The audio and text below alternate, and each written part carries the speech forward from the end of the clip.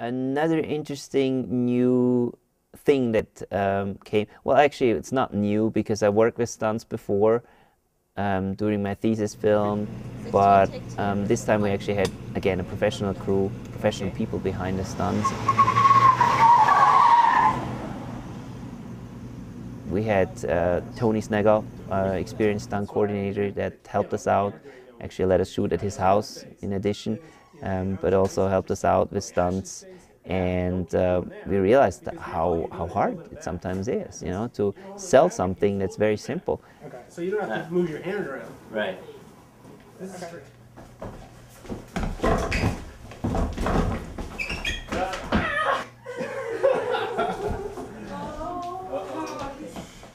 The last day of shooting, the car scenes were really interesting since we had a lot of stunts involved there. And Tony was there as the stunt driver.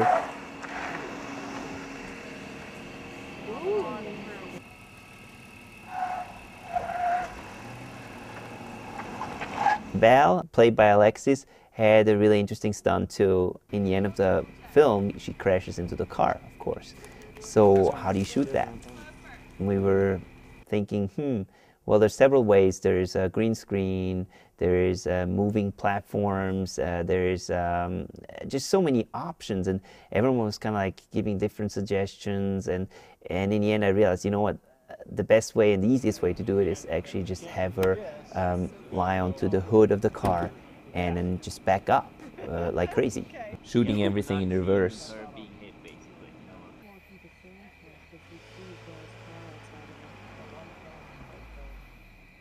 It was a really interesting stunt, also because a new technology was involved, something that I've never used before. I actually decided to go digital with this film. Before, we always shot 35mm, Super 16, 60mm, and this time I actually decided for this new camera, Red One, and it actually saved us in the end.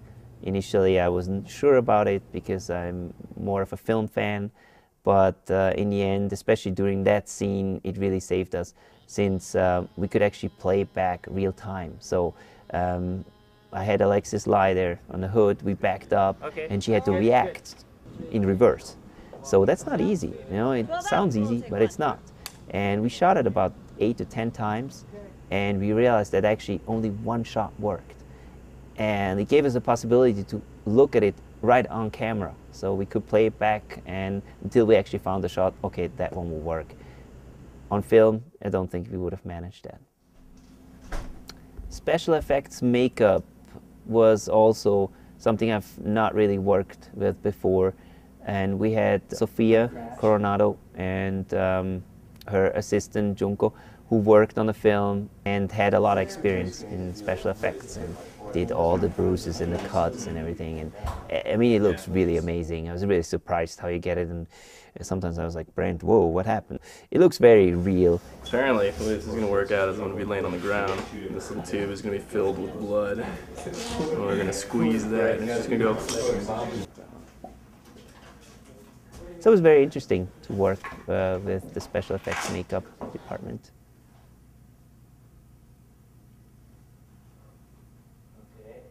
We shot at our house, and it was a neighbor that, since they shot CSI TV show at that street a couple of months before, you know, they paid him $2,000-3,000 a day, and so they were like, "Whoa, how much are you gonna pay?" And we're like, "Well, we're not shooting in front of your house. We're shooting in front of our house." He's like, "Well, I still want money," and since we didn't give him anything, he called the cops on us, and we had to close everything down. You know, they gave us a warning, which was okay. Thank God they didn't shut us completely down.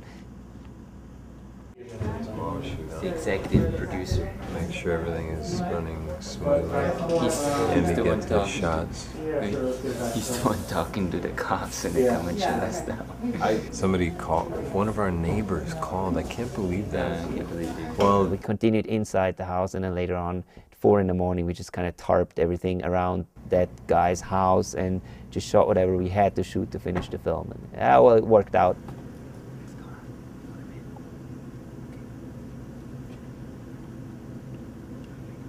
When we started post, there's an aspect that comes in which is one of the things I love the most, and that's It's editing is cool, and special effects and titling and everything is great, but the music is so important. I'm a big music fan, and I think the score is essential. A film starts living as soon as you have music in there. You have the score in there, and I'm very lucky to have Matthias Zimmermann work on the film, and actually he already worked on the last film with me, and he again did the score, composed the score and arranged the score on this one, and the film really comes alive. It was such a great experience working with him, because we would talk about a little bit what I want to tell with the story, what I want the audience to feel, and we just went from beat to beat to kind of look at every scene, but then he just worked, and he sent me sometimes at 2 in the morning, 3 in the morning, there comes a cue, and I was like, I put it in, I listened to it, it was just amazing. It's just such a feeling you can't describe, you know, once everything becomes alive.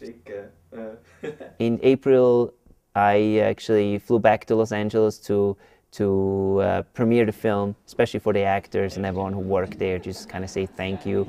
And we screened the film in a really cool place and had all the actors there and most of the crew. So it was a really cool reunion. Harry, what can you tell me? Well, I don't know, it was very fun shooting this, even though I didn't have that much of a part, but yeah, it was still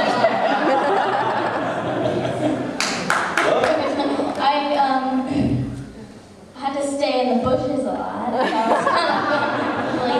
I kind of just looked at the dirt. It's interesting what's in there. Well, that's it. That's my story. Alright, I guess my only story is the last day of shooting at 6 a.m. Those interior car shots with Craig riding in the front seat with me, kind of putting the camera on me.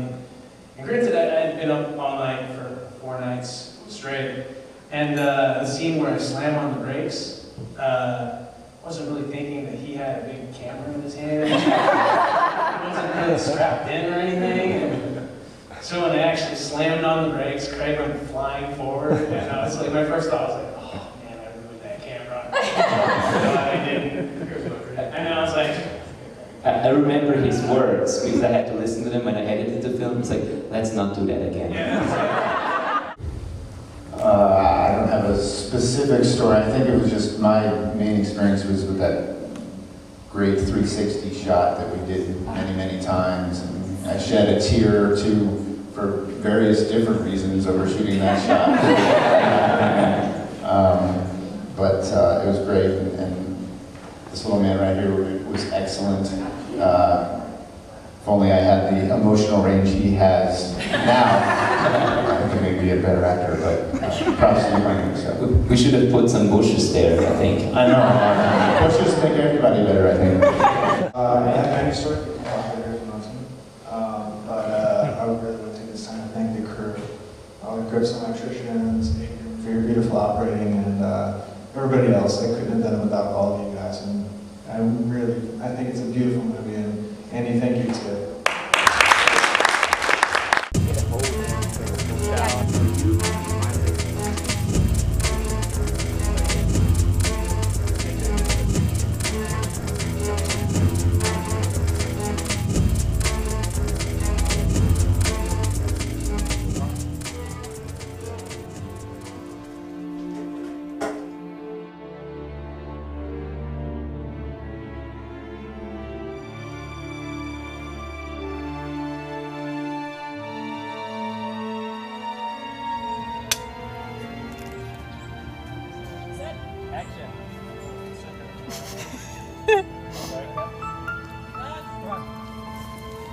It's a good thing that happened anyway.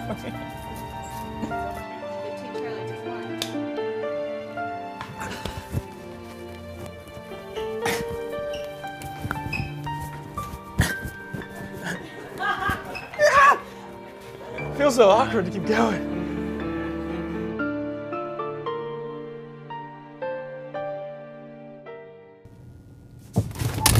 God. Oh. Sorry. All right, Yeah, so let's it's not too do much. that again.